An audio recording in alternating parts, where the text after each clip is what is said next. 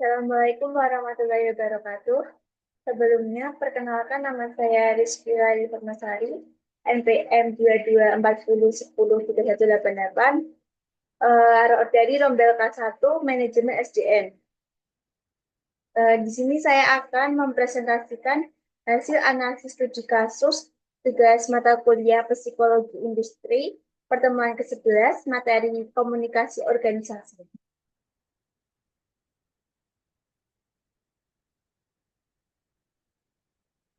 Pada bagian satu yaitu analisis permasalahan. Dalam kasus ini, jenis komunikasi yang terjadi merupakan komunikasi antar pribadi yang dilakukan secara tidak langsung melibatkan pertukaran pesan melalui saluran komunikasi dari customer terhadap karyawan. Adanya multitasking berlebihan saat menerima pesanan karena saat menerima pesanan dari pelanggan lewat chat-thru, secara bersamaan karyawan tersebut mengambil uang dan menghitung uang kembalian untuk pelanggan lain, mengisi minuman, dan menyiapkan pesanan makanan. Karena penerimaan pesanan atau karyawan tidak fokus dan tidak mendengarkan dengan baik, selain itu beberapa pelanggan mungkin tidak menggunakan dalam bahasa yang sama dengan orang yang menerima pesan, sehingga menimbulkan kesalahan dalam pemesanan. Bagian kedua yaitu untuk solusinya. Solusi yang dapat diterapkan oleh perusahaan untuk masalah tersebut yaitu satu, menerapkan saluran komunikasi yang terstandarisasi dan terstruktur untuk proses pemesanan, mulai dari penerimaan order, penyampaian ke dapur, hingga penyajian makanan.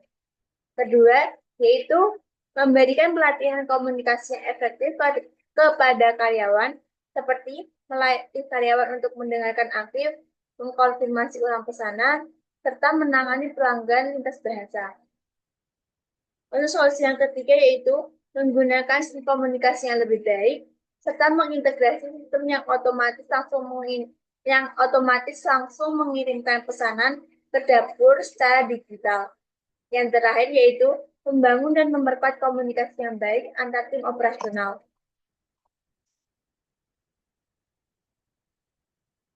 Dengan adanya solusi tersebut dapat mengurangi multitasking yang kurang terkoordinasi, mengurangi miskomunikasi antar karyawan, mengurangi kesalahan dari pelanggan, serta adanya teknologi yang lebih baik akan membuat sistem komunikasi lebih jernih, dan meminimalkan gangguan suara. Untuk mengukur keefektifan solusi yang diterapkan dapat dilakukan dengan membandingkan jumlah data kesalahan sebelum dan sesudah penerapan solusi, menilai tingkat kepuasan pelanggan melalui umpan balik yang diterima, serta melakukan pemantauan secara langsung apakah solusi tersebut dapat berjalan dengan baik. Pemantauan ini dapat dilakukan oleh manajer ataupun supervisor dari perusahaan tersebut. Jika solusi yang diterapkan kurang efektif, maka dapat menempatkan karyawan khusus pada bagian drive-thru untuk menerima pesanan tanpa dibebani tugas lain, seperti pembayaran ataupun penyajian makanan.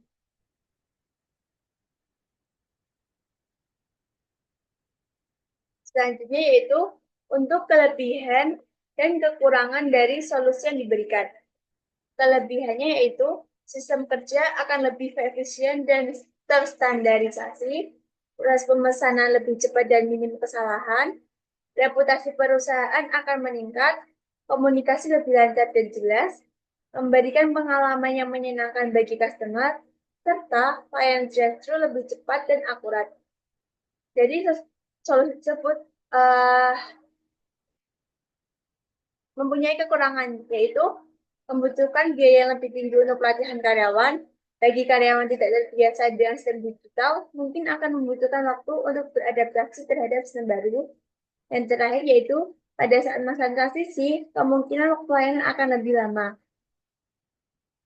Uh, Selanjutnya itu dampak positif dan negatif bagi karyawan. Dampak positifnya tersendiri yaitu dapat mengurangi sistem kerja, mengurangi stres kerja, karena beban kerja menjadi lebih tertata. Eh, Selain itu yaitu meningkatkan motivasi dan rasa percaya diri dalam melayani pelanggan. Dan yang terakhir itu yaitu meningkatkan kerjasama tim. Dan itu eh, dampak negatifnya yaitu Jika komunikasi antar tim tidak berjalan baik, dapat menimbulkan konflik, serta karyawan yang kurang adaptif akan dapat tertinggal. Dampak positif dan negatif bagi customer-nya yaitu dampak positifnya sendiri yaitu meningkatkan kepuasan pelanggan, mengurangi keluhan, serta meningkatkan kepercayaan pada restoran. Dampak negatifnya sendiri yaitu pelanggan akan merasa kebingungan saat prosedur berubah. Serta jika teknologi tidak berjalan optimal akan membuat antrian lebih lama. Selanjutnya itu dampak positif dan negatif bagi perusahaan. Dampak positifnya sendiri yaitu dapat meningkatkan produktivitas operasional, mengurangi biaya akibat kesalahan pesanan, serta meningkatkan loyalitas pelanggan. Dampak negatifnya sendiri yaitu produktivitas bisa menurun sementara, serta risiko kesalahan teknis.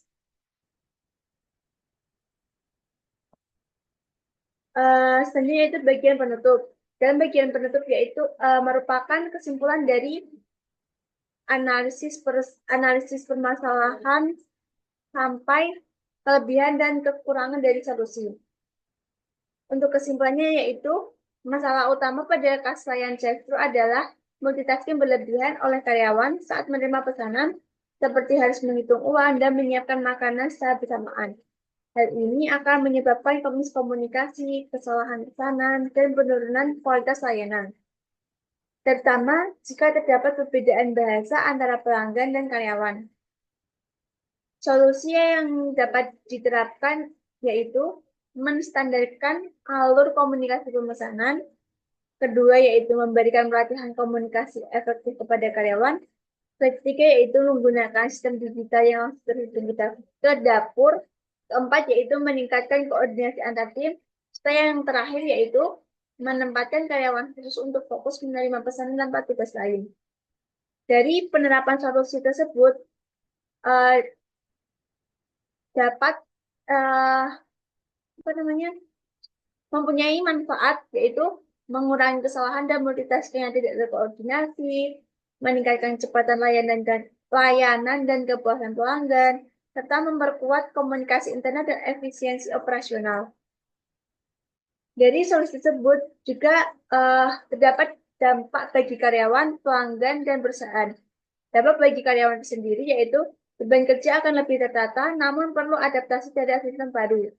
Dampak bagi pelanggan sendiri yaitu layanan akan lebih cepat dan akurat, tetapi mungkin pelanggan akan merasa kebingungan saat awal perubahan.